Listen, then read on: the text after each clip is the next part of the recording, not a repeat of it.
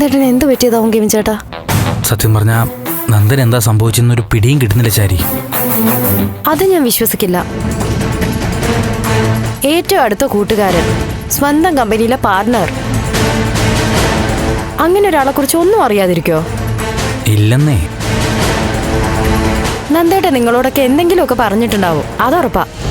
സത്യമായിട്ടില്ല ചാരി.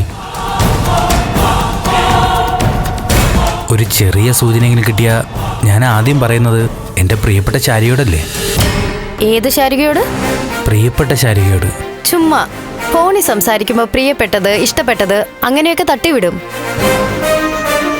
പക്ഷേതാ ഇതുപോലെ കുടുംബത്തിന് വേണ്ടി ഒരു കാര്യം ചോദിച്ചാൽ കൃത്യമായിട്ടൊന്നും പറയാതെ ഒഴിഞ്ഞു മാറുകയും ചെയ്യും. എൻ്റെ പൊന്നെ, അങ്ങനെയൊന്നും പറയല്ലേ. ദേ, എനിക്ക് വിഷമാവും. സത്യോ പറഞ്ഞ ചാരി. ദേ, നന്ദനെ കുറിച്ച് എന്തെങ്കിലും സൂചന കിട്ടിയാൽ ആദ്യം വിളിച്ചറിയിക്കുന്നത് എൻ്റെ ചാരിയോടായിരിക്കും. സത്യം? 100 വട്ടം സത്യം.